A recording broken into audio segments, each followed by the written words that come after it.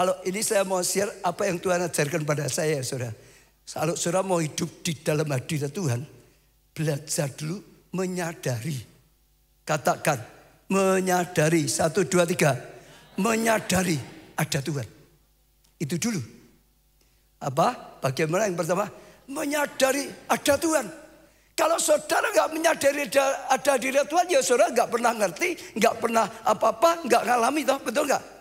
Karena Tuhan itu roh. Kita itu terlalu sering hidup secara lahiriah saja.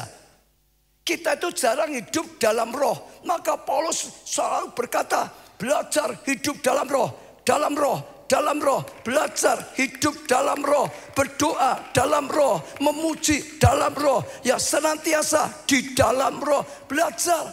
Saudara harus belajar hidup dalam roh, bukan secara lahiriah. Saya beri contoh ya, kita itu bisa hidup hanya secara fisik, hidup dengan jiwa kita atau kepandaian kita hidup dalam roh. Misalnya, ini ada barang banyak, lalu harus dihadapi, pindah. Ya kalau orang yang hidupnya dengan tubuh ya sudah diangkutin satu-satu, saudara. Pokok punya tenaga, betul gak? Itu hanya secara fisik saja, pindah.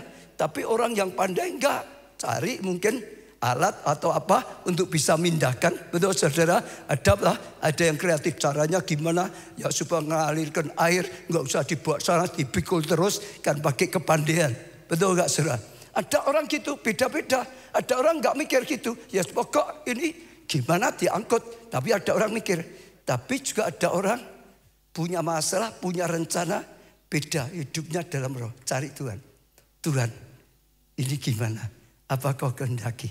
Aku harus gimana? Libatkan Tuhan. Ajak Tuhan. Tanya Tuhan. Libatkan Tuhan. Itu hidup dalam roh. Coba saya ajak saudara koreksi. Supaya saudara gampangnya. Biasanya nggak hadapi apapun. Saudara langsung secara fisik itu saja atau mikir dulu. Secara fisik saja itu tubuh saja. Tapi ada mikir dulu. Itu dengan kepandaian. Betul. Tapi ada ketiga yang paling pandai. Yang paling penting jangan lupa tadi. Tuhan. Nyadari ada Tuhan. Nyadari cari Tuhan. Nyadari. Itu diawali harus kesadaran. Banyak kita itu tidak sadar. Sedang ada masalah, ada banyak ketakutan. Kenapa? Enggak sadar ada Tuhan.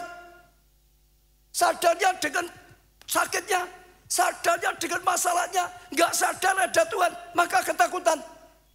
Sadar dulu, ini ada Tuhan. Setiap saudara datang ke gereja, ya, saudara mulai belajar, mau ibadah, sadar ada Tuhan. Amin. Amin. Bahkan saya ajak kalau saudara mau hidup ya, ini bukan kalau itu ibadah ya. Dimanapun saudara nyadari ada Tuhan.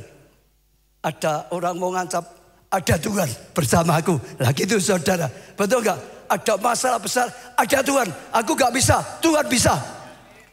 Ada proyek besar. Kalau saudara enggak nyadari aku kecil, enggak punya modal, enggak punya apa, ya enggak berani. Tapi kalau saudara sadar, ada Tuhan yang bukakan jalan, ada Tuhan yang menolong,